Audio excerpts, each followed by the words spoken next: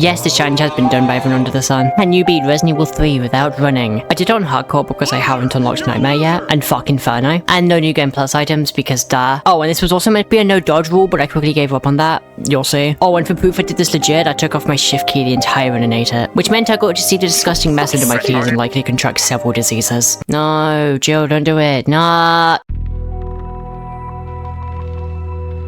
Yes, the opening with Nemesis in the apartments technically has Jill run, so the challenge is over, see ya. After a climactic sequence of pressing W, we see our old friend Brad, and then we continue to walk to the exit. Literally nothing happens in the intro. Hey, I'm Jill.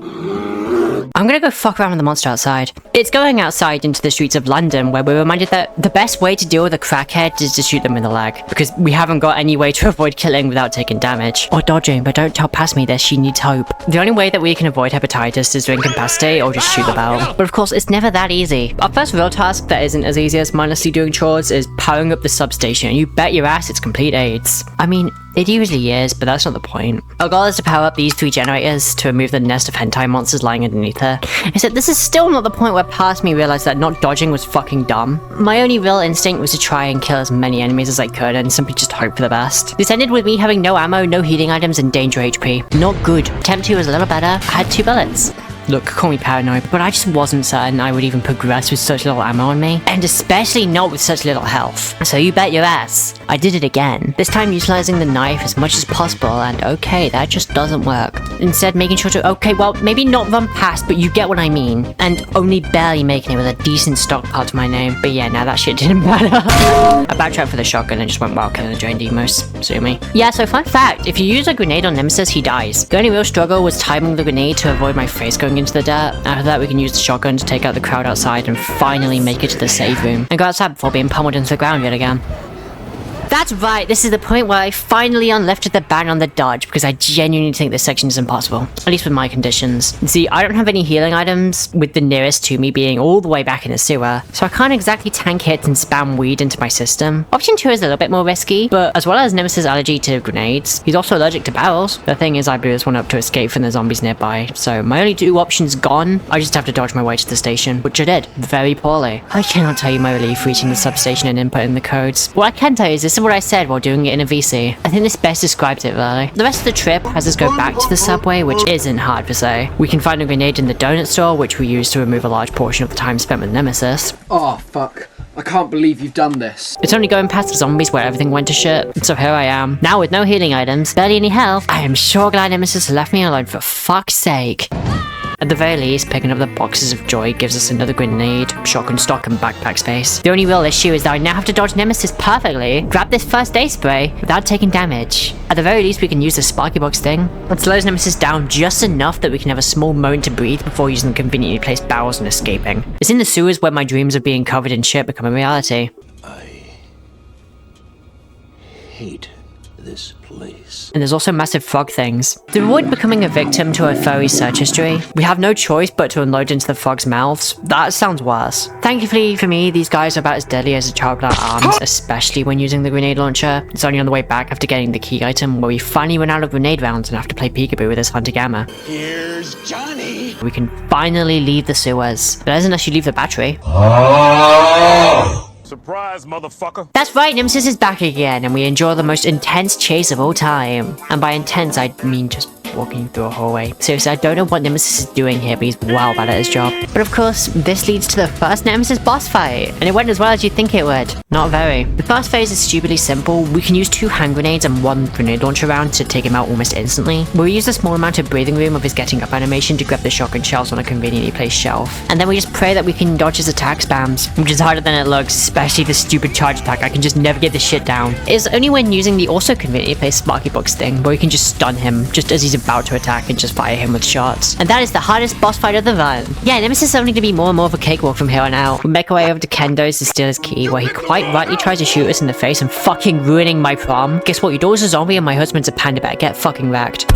casually shooting past the parasites in this house, we can find that Nemesis has a rocket launcher, so that's fun. Now, dodging past his rockets wasn't too big an issue. I could easily just walk to the side or tap space. The real issue was the scripted chase against the doll head. You see, normally, you're just meant to run past this into safety. But, so I had only one real option, and that was to sidestep my way to safety. It didn't work. I tried over and over, and I just kept dying and dying. So no, you can't beat RE3 Remake without running, because this game's shit. Except, wait, what the fuck was that? Yeah, so it turns out me dodging backwards covered so much more space than if I just dodged forward, meaning that bashing my head against the wall and repeatedly dodging back and just hoping for the best somehow worked. I don't know, I don't want to question it. Going back to the station from here was tense. I burned through almost all of my healing items, and if I died, I didn't even know if I could repeat what I just did. But somehow I got to safety and the bear thing took out Nemesis for good, meaning we can finally get to safety.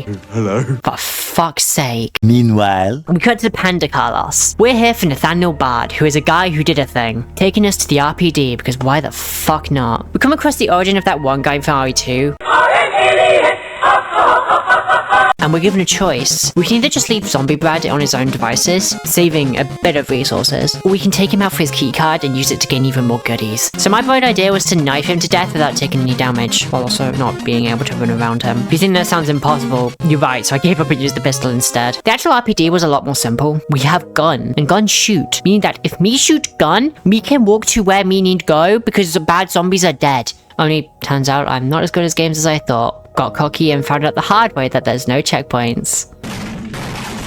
The final hallway to the STARS office is, I dare say, a showcase to the fact that I actually may end up having a brain. A ton of enemies come in to bite you with a lecker in the following hallway. We can throw a flashbang we found in a locker in the exact same room, Falcon punching our way past everyone. With the lecker, we can use the semi-punch to squeeze past it just as it swings, getting us to the STARS office without a scratch. Also, the princess is in another castle, meaning we have to go to the hospital. We cut back to Jill. This is foreshadowing for how jarring playing RE9 is. And he's back, and he's a dog this time. I hate this game. I'm gonna be honest, this fight was really easy. For some reason, Nemesis eating out Jill just doesn't kill her, with the fight itself needing us to use mine rounds to drop the dog down and fire at his parasite. So I did just that. Yeah, I've got nothing to add. You'd think that me being bad at dodging would be the death of me, but somehow we can escape with no health to our name. Well, I should say some random RE3 knowledge that no one cares about. So fun fact, when you switch from each character, you gain full HP, meaning that I can hold on to my healing items because we switched to Carlos again. Woo. And also Jill dies of cringe. Our next goal as Carlos is to find the only vaccine that cures the T-virus to use on the love interest,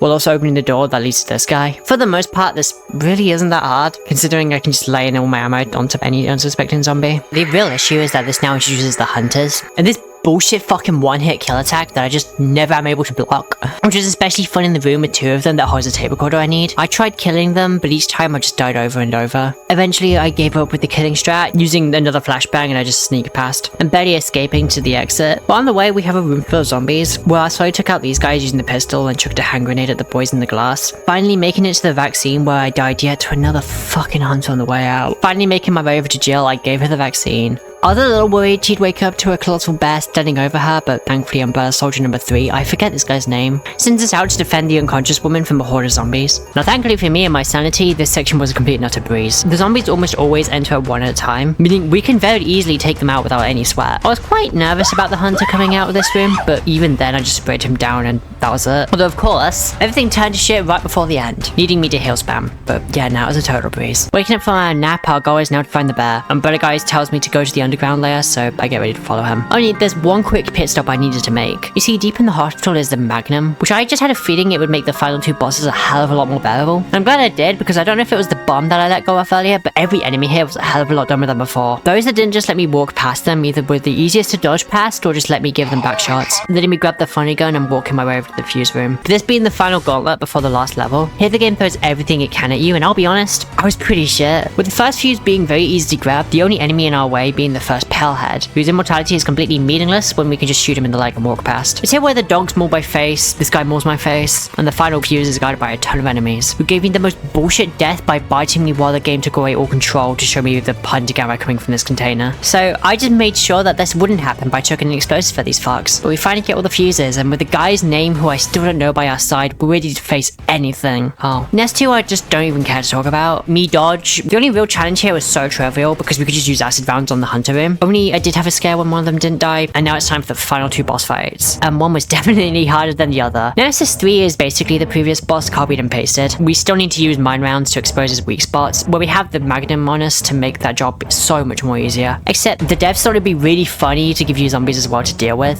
Thanks. I had to basically micromanage this entire fight, taking out whatever zombies were there while also keeping track of Nemesis.